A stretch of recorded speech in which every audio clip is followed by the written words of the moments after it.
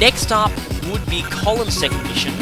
However, like I've hinted at in the previous videos, I'm going to be doing the lab first, and there is a very good reason for that, because Colin's second mission is not pre-deployed,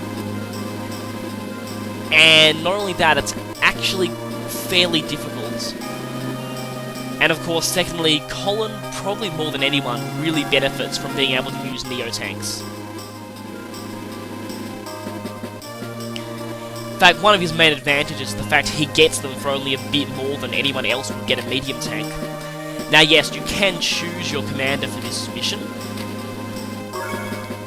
And now, with some of the other lab maps, it's pretty clear which one of the three is the best.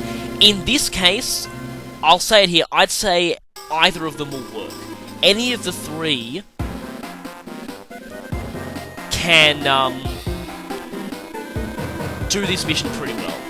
It's a pretty generic map, and it'll work with any of them. Of course, I'm using Colin here because, well, it is pretty fun to use Colin. Of course, you could take things slightly differently with each one, but still, mostly, now that I think about it, in hindsight, I should have chosen Olaf, because in the other missions where you get to choose someone, he's not really suited for them due to the fact you have allies, and, you know, like I've said, Olaf doesn't work so well with allies.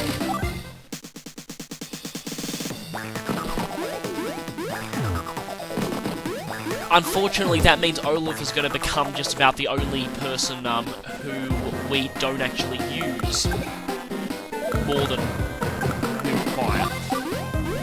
Which is a shame, but still. Now I'm just doing a general strategy here of just pumping out infantry early. Colin can get quite a few off at this point. And I am making APC as soon as I can because of that base up there by the river, the one that's pretty much leads to a direct attack on the factory. And that's pretty much what we're going to be focusing on, but as you'll see here, this is the first time in the campaign I've actually used missile silos. Now, they were mentioned in dialogue in Grit's first mission, but you really don't get to use them there at all. There's a later mission that completely focuses on them, and I was going to leave explaining them until that one, but since in this mission they're one of the main gimmicks, I suppose I should say now. Missile silos, like has been mentioned before, can be used only by foot soldiers, and they can be used by both sides. And they allow you to fire a missile and target any point on the map, and they have a large blast radius, and inflict 3 points of map damage on anything caught in the blast, as you'll see here. Also note that your own units are affected too, so be careful not to aim it at somewhere where your own troops are going to get hit. Now yes, like I've said before, map damage is a term I've invented, but it refers to any damage that occurs to units outside of natural battle, and I've already explained it before, but basically, map damage can't kill anything, it can only weaken them. So if a unit's on 1 HP and it gets hit by a missile, it'll still have 1 HP. Technically speaking, it will actually lose HP, and will get to the state where it'll literally take just almost nothing to finish it off in an actual battle, but only actual battles can destroy units. And also, the thing about missile silos is that it doesn't matter how much HP the infantry that's using them has. So, if you've got even something on 1 HP, they can still fire a missile. And of course, in Fog of War, you need to be a bit more careful about using missiles, because if you can fire at areas you don't have vision to, but unless you're incredibly smart at predicting where the enemy is going to go, you'll most likely hit nothing. And missile silos have featured in, I'm not sure if they were in 1, but they're featured in certainly in Dual Strike and in Days of Ruin. In fact, in Days of Ruin, they even added this pretty cool effect that, in the area where the missile hits, the ground around the blast radius actually darkens a little. So you actually get to see, the effect of the weapon on the landscape, which is a pretty interesting touch. Right now, I'm already starting to capture that base early, which is good. It's a good idea to save a couple of missile silos for when Lash starts creating some really tough units.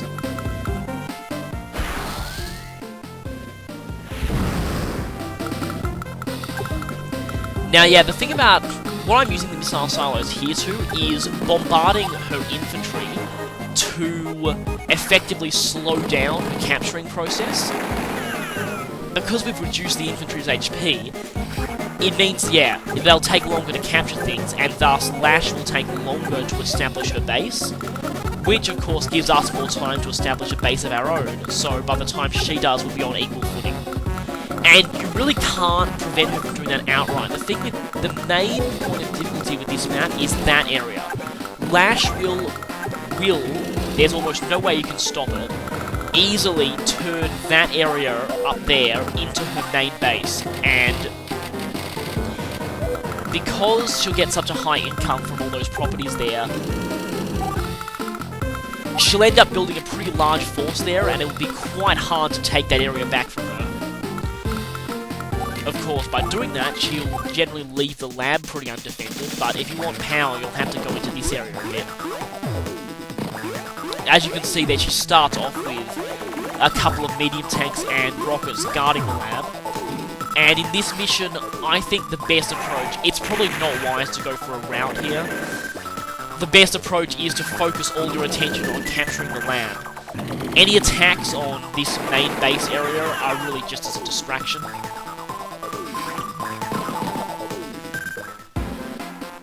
Because what you want to do, however, is you want to capture that airport. It's just below her main base area, as I call it, and just send lots of battlecopters there.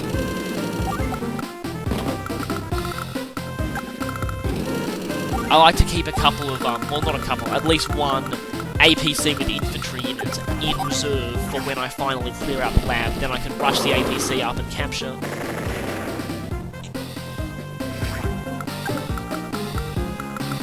If I leave that thing there, it will probably die to the tank, but it might be able to kill off some of these infantry. 22%, that's coming at fine. Nope, didn't work.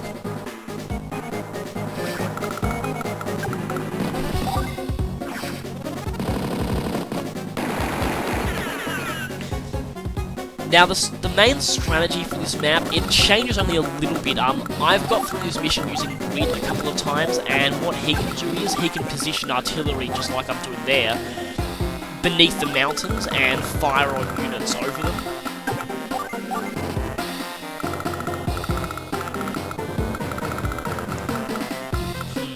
Yeah, this is what you got to watch out for. You might hit your own units if you aren't too careful with your missiles. Probably a good idea to save him a few missiles from doing that. Now, I'm not going to actually say it until the beginning of her turn, but I don't think the lab can repair units. No, it can't. So, yeah, any damage those rockets sustain will be permanent. She's, of course, reasonably smart in keeping them there, but, if she were, like, actual human player smart, she'd defend the lab more. Oh yeah, and I forgot to mention, yeah, there is a time limit for this, and probably one of the... Ouch! Anyway, this is probably the first mission where the time limit actually matters in a way, and if you're a new player, it might cause some problems.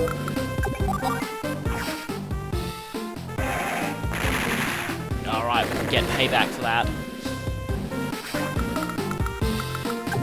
Yeah, a lot of defensive terrain down the bottom there, which means you've got to be careful. Because, yeah, you won't like Lash when she gets her hands on defensive terrain.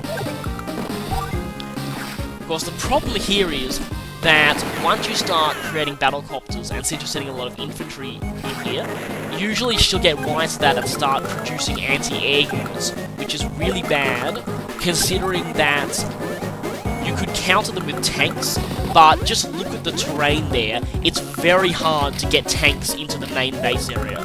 Very difficult. So really your best bet is to either try and lure them into indirect range, or riskier, lure them into range of a mech unit.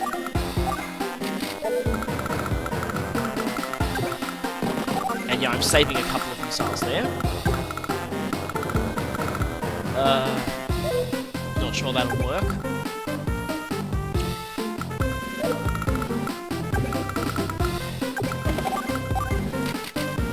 Yeah, so now this is a problem. Now, I did a little worse on this mission than I do normally.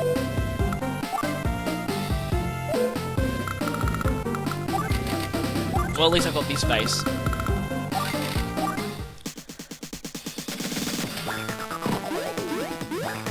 I've mentioned a lot before the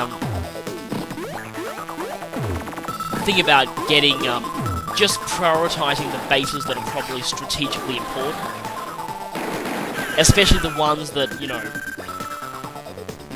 around, like, ones that are pretty centrally located or that give you a good run towards an enemy's headquarters or the like, and just make a rush for them with APCs. Although here, we'd best be staying out of range of those two tanks. That is, until we save up enough money for medium tanks of our own. I've encountered a very big problem here. That anti-air is close enough to the airport to pretty much shut it down entirely. As in, pretty much stop me from getting anything out of it without it being shot. But there's not much I can really get around there to intercept it. Yeah, this was bad. Probably a good idea to send a tank or something around here. And this is where Grit would be pretty useful, because his artillery could easily reach that anti-air from even where it is now.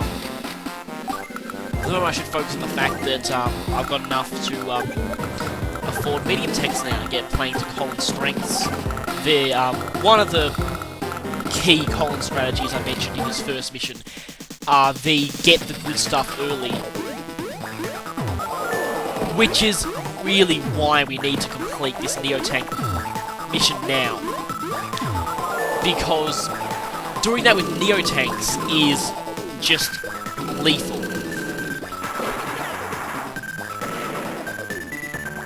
Right, well, fortunately that thing's in range of my artillery now.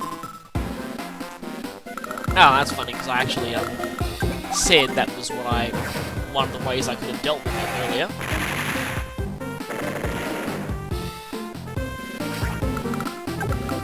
Okay, right. That recon behind me is looking fairly dangerous, though.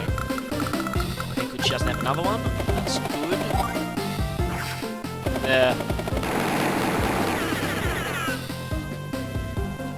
You know what, I'm starting to think that going for that cheap kill might not have been such a good idea. Right, now, I've weakened these things so much that probably... I don't think I need another one. Oh, who cares. I should have hit the anti-air. I actually should have gone for that. That would have been much better for my plan. I mainly just wanted to do this.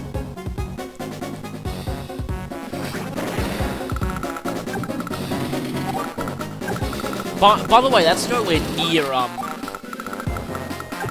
what Colin can achieve when he really gets going. Because with his super, I've actually seen, like, seriously, recons taking down a full health mega tank. Yes, that is possible. You need an enormous amount of money to do it, but really, that can happen, and it's one of the most hilarious things you'll ever see in this game. As well as just in general using Nell.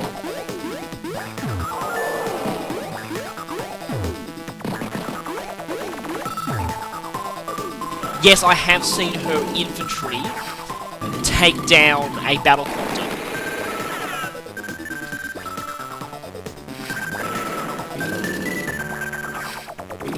Alright, right, this thing is pretty good now. Come on. Right, that was good. And yeah, funny random trivia thing about missile silos. They use the same terrain effects as a city, but in the actual battle screen, they'll always have the appearance of an orange star signal, regardless of which continent you're actually fighting on. Just a random thing there.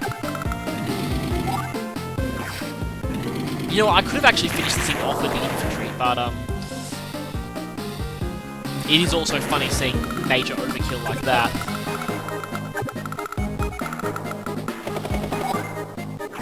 Right, I've pretty much completely secured the area leading up to the lab, so I can quite easily rush an APC over and get to capturing the lab, so all I need to worry about now is the power score.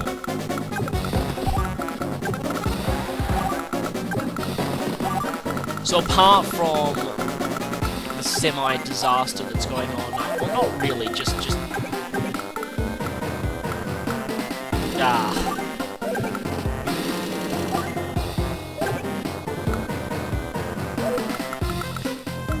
then, yeah, I'm in a pretty decent position here.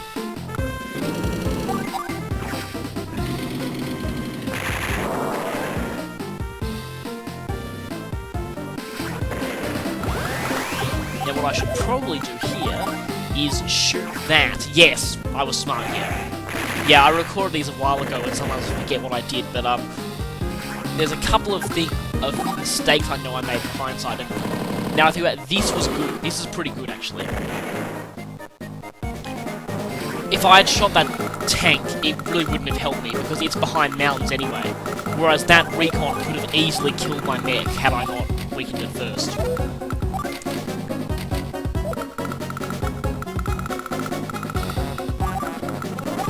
Right, now, nothing really that much more I can say about this mission, so it's probably time for some random trivia again. As I might have mentioned before, the Advance Wars series, well, it's more commonly known as Nintendo Wars due to the fact that, well, it's now on multiple different systems. But, of course, in Japan, it had a few games on the Famicom and Super Famicom before the first Advance Wars came out, and as you'll see in a mission a bit later, there is a sort of implied continuity between... Not sure if I should have done that, but anyway, between the Advance Wars series and the early Famicom Wars games. Because, of course, the countries were the same. Well, of course, Orange Star, and the Japanese version is Red Star, but the first game had Orange Star and Blue Moon, and the Super Famicom Wars added Green Earth and Yellow Comet. And because of that, I haven't actually seen any of this in action. All I know of this is a couple of random walkthroughs I've read, but in, I think it was one of the later ones did add the concept of commanders, but not in the same depth as you'd see in this game. They were more like, some of them, for example, a couple of them were specifically designed to be bad, and they more affected exactly how the AI worked, as opposed to what kinds of units were strong and stuff. Of course, there was one guy who was designed specifically to be ridiculously overpowered. And I'll be bringing that up a bit later, actually. Ow. Yes, Flash plus cities equals... Oh, holy crap, that's insane overkill. If I was actually playing as her, that probably would have read something along the lines of at least 130% damage.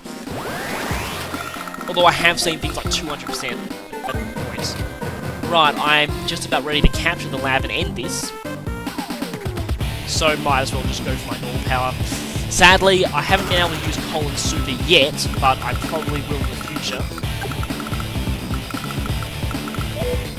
Anyway, I probably won't have time to mention what I was going to say about the first one, but suffice to say that because of the implied continuity, there was a certain commander in the early ones called, in a very obvious reference, Billy Gates, who was supposedly incredibly wealthy, and I think he got bonuses to the funds from cities or something along those lines. But yeah, lol, obvious celebrity illusion, which you can get away with in Japanese more easily than you can if it was ever got released in Western countries. But I have this theory, I don't know, I just want to say it, it's probably pretty weird, but that if there's an implied continuity, there's quite a strong possibility that Colin is his son. Colin is said to be the heir to a vast fortune, after all. Just throwing that out there.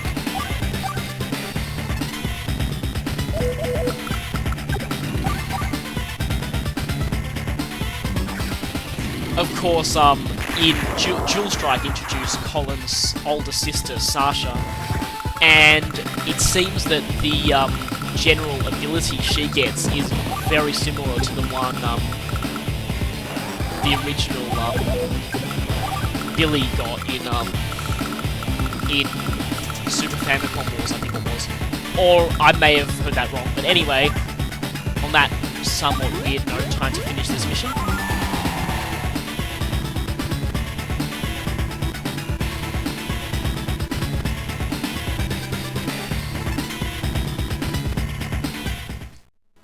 Next battlefield we're using Colin, so that's kind of... And, yeah, a little bit short on technique there. I shouldn't have risked a couple of units over in the main base area. But, right, next up will be the last regular mission before the final one in Blue Moon. Colin's second mission, and possibly the hardest one yet.